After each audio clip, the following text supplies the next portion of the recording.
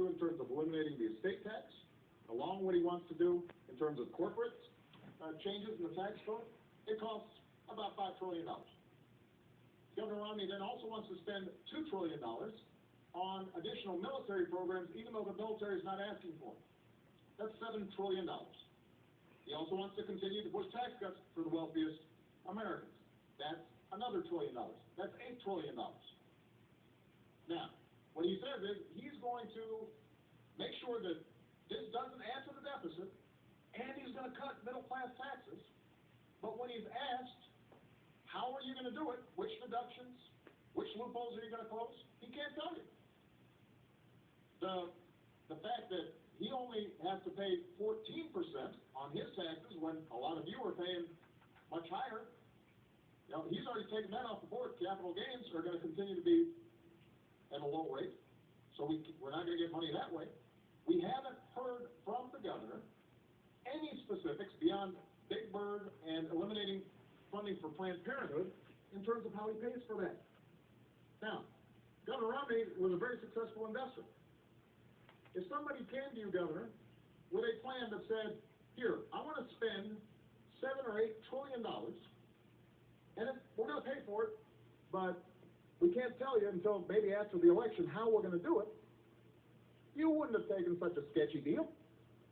And neither should you, the American people, because the math doesn't add up.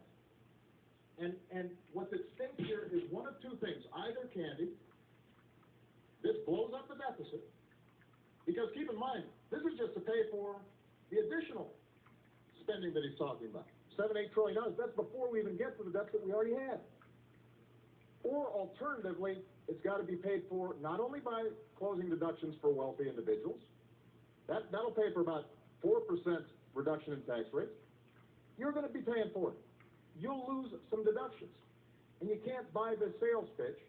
Nobody who's looked at it that's serious actually believes it adds up. Mr. President, let me get the governor in on this. And Governor, before we get into a vast array of who says what study says what, if it shouldn't add up, if somehow when you get in there isn't enough tax revenue coming in, if somehow the numbers don't add up, would you be willing to look again at a 20%? Well, of course they add up. I was someone who ran businesses for 25 years and balanced the budget. I ran the Olympics and balanced the budget. I ran the state of Massachusetts as a governor, to the extent any governor does, and balanced the budget all 4 years. When we're talking about math that doesn't add up, how about $4 trillion of deficits over the last 4 years? $5 trillion. That's math that doesn't add up. We have a president talking about someone's plan in a way that's completely foreign to what my real plan is. And then we have his own record, which is we have 4 consecutive years where he said when he was running for office he would cut the deficit in half. Instead, he's doubled it. We've gone from $10 trillion of national debt to $16 trillion of national debt. If the president were reelected, we go to almost $20 trillion of national debt. This puts us on a road to Greece. I know what it takes to balance budgets. I've done it my entire life.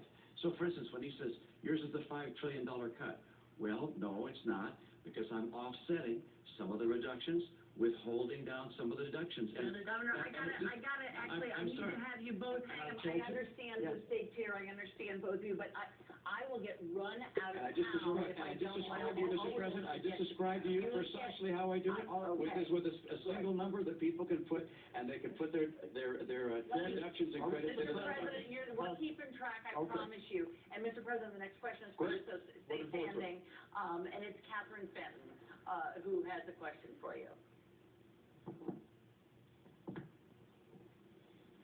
In what new ways do you intend to rectify the inequalities in the workplace, specifically regarding females making only 72% of what their male counterparts earn?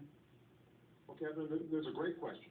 And, you know, I was raised by a single mom who had to put herself through school while looking after 2 kids.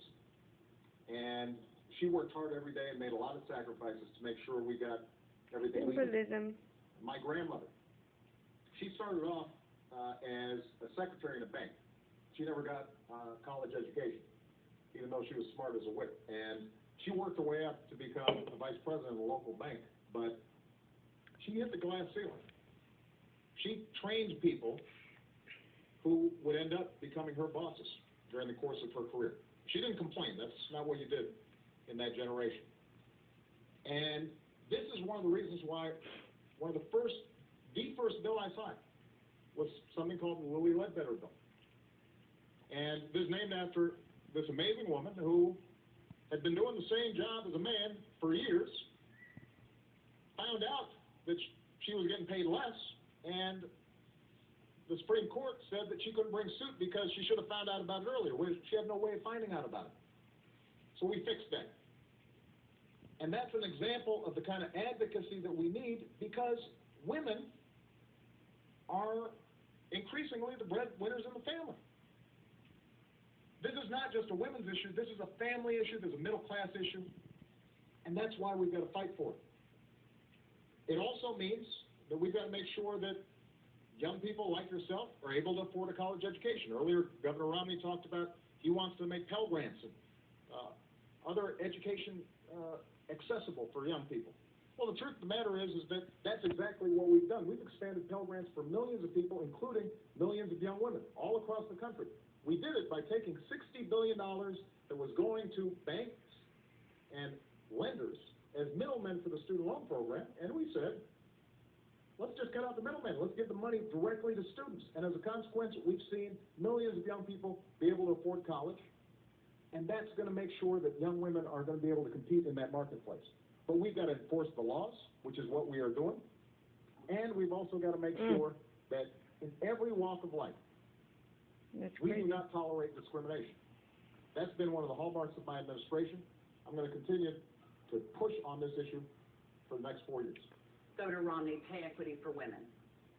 Thank you, and important topic, and one which I learned a great deal about, particularly as I was serving as governor of my state, because I had the chance to pull together a cabinet, and all of the applicants seemed to be men.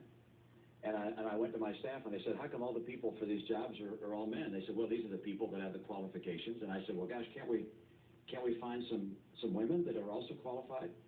And so we took a concerted effort to go out and find women who had backgrounds that could be qualified to become members of our cabinet. I went to a number of women's groups and said, can you help us find folks? And they brought us whole binders full of women. I was proud of the fact that after I staffed my cabinet and my senior staff, that the University of New York in Albany did a survey of all 50 states and concluded that mine had more women in senior leadership positions than any other state in America. Now, one of the reasons I was able to get so many good women to be part of that team was because of our recruiting effort, but number two, because